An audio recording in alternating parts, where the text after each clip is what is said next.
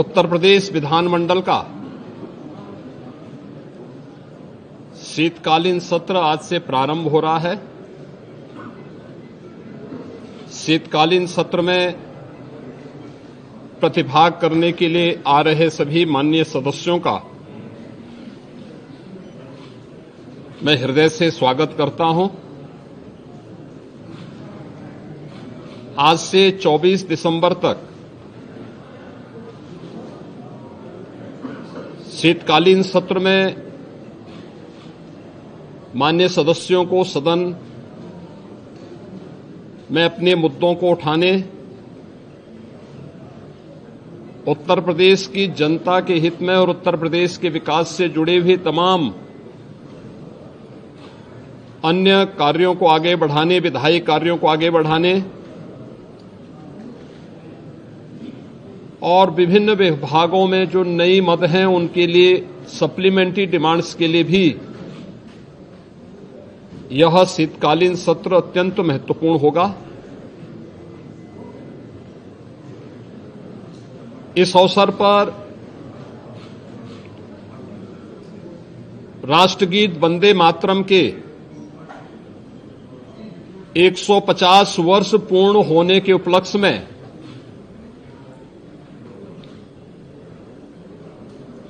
एक महत्वपूर्ण चर्चा और वंदे मातरम गीत के रचयिता के प्रति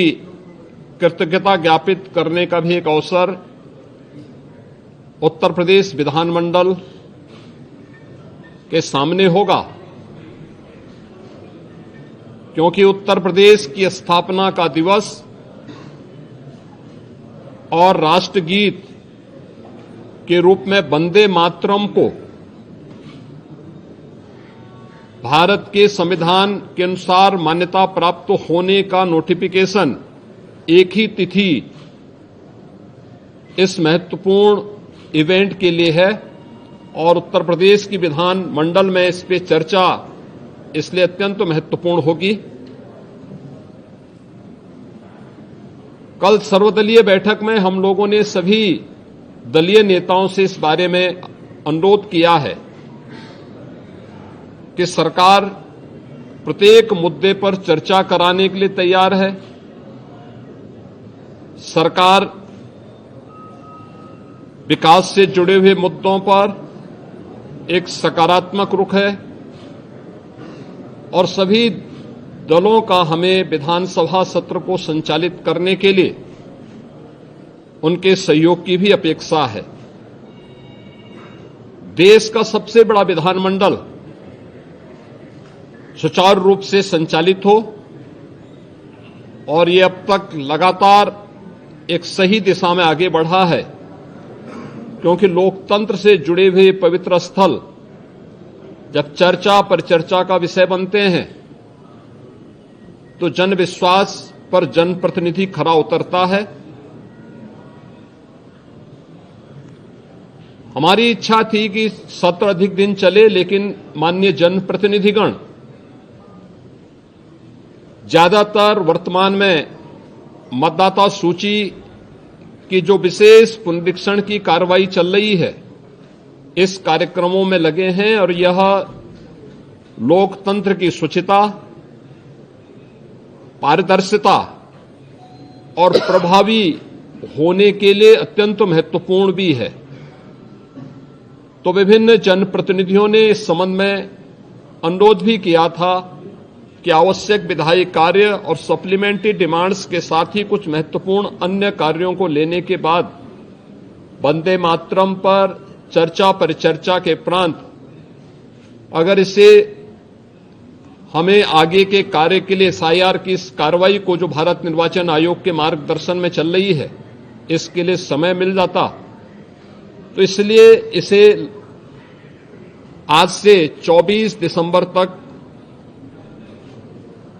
विधानमंडल की इस कार्रवाई का हमने सत्र रखा है और मुझे पूरा विश्वास है कि यह सत्र उत्तर प्रदेश विधानमंडल के साथ ही उत्तर प्रदेश के विकास के लिए एक महत्वपूर्ण सत्र साबित होगा। सवाल है कि कोविड का पूरे मामले को लेकर के समाजवादी पार्टी लगातार सरकार पर आरोप लगा रही है, हर प्लेटफॉर्म पर आरोप लगा रही है। सरकार की तरफ से क्या कार्रवाई? उनके विधायक वार्निंग बोर्ड करा रहे हैं, क्या कहेंगे? देखिए,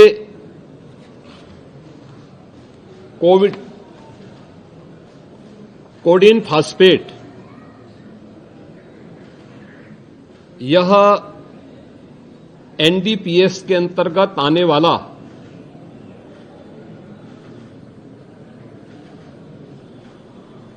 एक औषधि है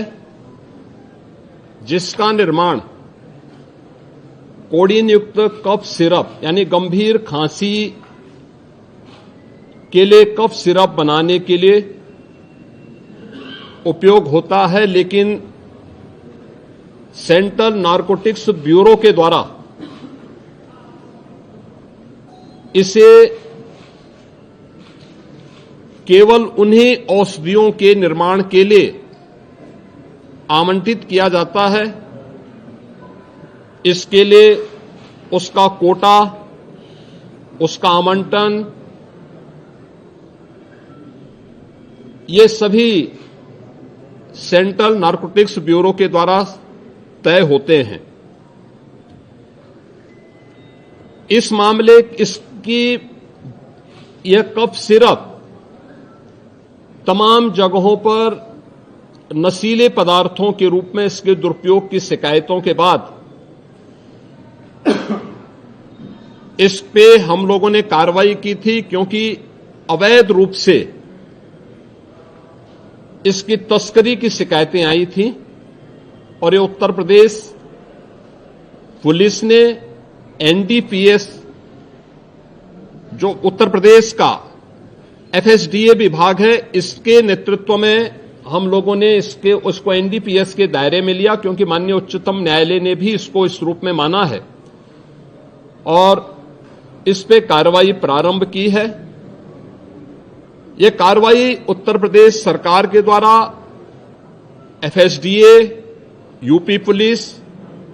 और एसटीएफ इनके द्वारा प्रारंभ की गई है, जिसमें अब तक हम लोग काफी बड़े पैमाने पर इसके अवैध तस्करी के प्रकरण को पकड़े हैं और इसमें व्यापक गिरफ्तारियां भी हुई हैं। यह हर व्यक्ति जानता है कि हर माफिया के संबंध समाजवादी पार्टी से रहे हैं और मुझे लगता है आज विधानसभा में तो कार्रवाई संभवतः नहीं चलेगी, क्योंकि विधानसभा के हमारे एक सिटिंग माननीय सदस्य के आकस्मिक निधन के कारण वहां कॉन्डोलेंस होगा, लेकिन विधान परिषद में हमारे विधान परिषद के नेता सदन इस मुद्दे को वहां पर अगर उठेगा